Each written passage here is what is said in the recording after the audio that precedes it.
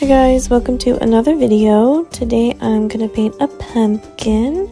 It felt like I hadn't painted in absolutely ages, like with a brush and paint. I don't even know how long. It's probably been months and months since I've actually taken out my paints to paint something. Honestly, what was the last thing that I painted traditionally? I don't even know. I have no idea. So, needless to say, it's been a while. It felt nice to get out some brushes and just start painting something. So, here it is. I went with acrylic gouache.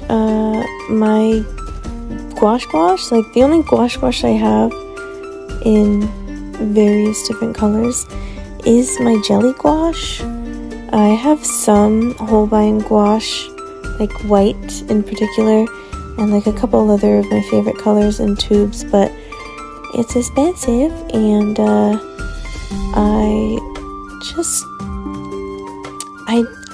I definitely wanted something I could layer.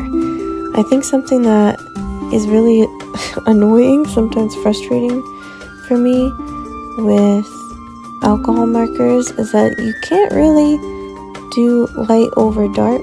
Like you can with like gel pens and stuff, but that's about it. You can't really bring back things. It's really hard to fix mistakes. And so it felt nice to just paint and be able to fix things when I didn't like them. Like you'll see, one of the hardest things about this pumpkin, and I've attempted to paint pumpkins like this with the stripes before, and I just didn't like it. It's the shadows. Like for the white portion of the pumpkin, obviously you have to mix shades to make the shadow with the white, but then also there's shadow on like the orange bits, and you have to make sure that they match in value.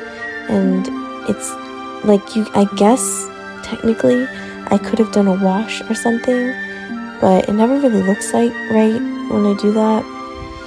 It like dulls like the orangey color when the white is just already desaturated, and it's just I didn't like it. So I was trying my best to match shades, like obviously different colors, but match the values really. And it was really hard to do. And at one point I was like, this white isn't dark enough. Those bottom parts need to be a lot darker.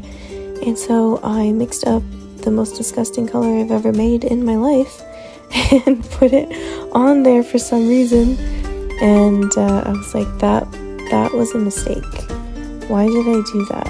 I cannot believe that I just did that. And you'll see it in a bit, but I was able to cover it up. I just painted over it. And the best thing about acrylic gouache in particular is because the binder is like acrylic binder. It's basically acrylic paint, just super matte and more pigment than usual. So it dries super quickly. So there were, a few times when I painted over mistakes and they kind of mixed in with the new paint because I didn't wait long enough for it to dry. And it was fine. I was like, oh, that's fine, that looks cute.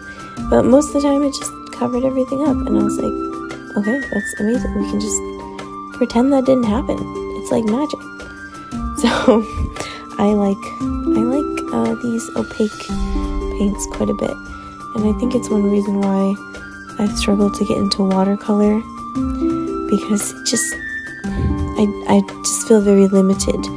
I like to like push and pull, like take value and then darken value and then lighten and darken, and just to mess around until I get it how I like it. And when you do something like alcohol marker, or not necessarily watercolor is exactly as unforgiving as alcohol marker, but still, it's like, oh, this is where I put the ugly color. I can't believe it was like a mix of like the orange and the black, and like it was gross. Why did I do this? That doesn't look good. I wish I could go back in time and stop myself. Stop. What are you doing? I was trying to blend it out to make it hopefully not look so bad, and it just was not, it's not working. But yeah, anyways. Yeah. Alcohol marker is like, let me get back to what I was saying. Alcohol marker, you have like one shot. you lay color down and that's it. Like you can put more color on top of it, make it a bit darker. You can do some gel pens on top or like gouache on top to make something really light, like highlights. But you're basically doing everything first try. And that's scary. And I don't like it sometimes. Like, it's fun. I like that alcohol marker is generally not very messy, and it's easy to take like anywhere I want. Like, I don't have to sit on any particular surface. Like, I don't have to be at a table. I can be in bed and I don't have to worry about spilling everything. But yeah, there are downsides to it as well. And gouache is just and acrylic gouache, they're just you can do what you want. There are no limits. Well, I guess with regular gouache it feels a bit more limiting, but definitely acrylic gouache, I think, like, because it doesn't lift up once it dries, you have a lot of freedom to fix mistakes. And it's if you ever get like nervous or anxious about destroying a painting, use an opaque and fast drying and permanently drying medium like acrylic gouache. So yeah, I went and fixed it up, and I really liked how the brush strokes look. That's why I really like these, like, what are these called?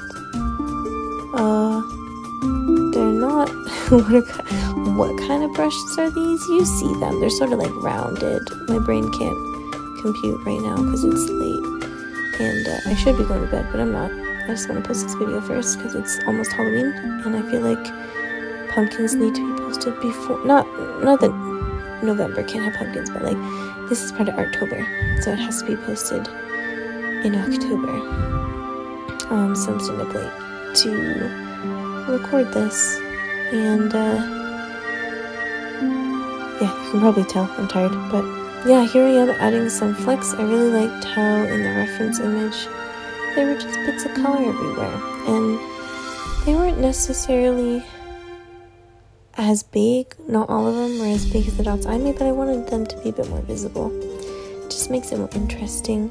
This is another thing that I really like that I think is hard to do, particularly digitally for me, because you just can't get like a brush texture. You can, there are brushes out there that you can buy and download or make yourself, but like, I generally use like a circle, a round brush when digitally painting, and sometimes I just like to put on a whole bunch of texture, and yeah, I think it's really easy to do with a real life paintbrush.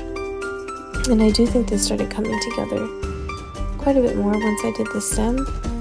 That's when it started actually looking like a pumpkin to me.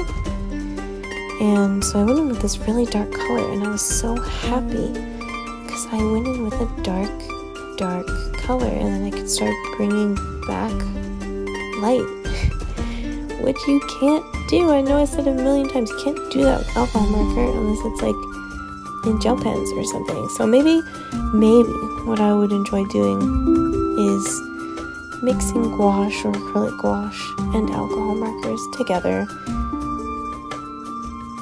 Maybe I should try that sometime, but then I just feel like I would want to just do all acrylic gouache anyway, or gouache, whatever I choose to do. I don't know, we'll see. I've seen people do that before, but mostly like adding gouache for highlights. Oh, this is, yeah, I cleaned my brush, and then there was water beading on the brush that I didn't realize, and it dripped right onto the painting. But amazingly, again, with acrylic gouache, it dries permanently. It didn't mess it up at all. I just took a tissue, soaked up the water, and it was fine. It was totally fine. There's no problem. So, amazing acrylic gouache. Love acrylic gouache. Do love regular gouache. It's not like I don't love regular gouache, but it just feels like magic. This technology that we have nowadays of permanent paint that dries in like 1 minute, which can be frustrating to some people, I understand, but this was supposed to be like, this took me maybe 40 minutes, maybe, from like just absolute start to finish. And yeah, it was really nice to have something that dried so quickly, because I had to leave for work, and I was like, oh, okay, bye, and it was fine. So yeah, I'm just adding the final touches, the last bits of like bluey white to that. It's called a stem, right? Can't think of it, can't talk.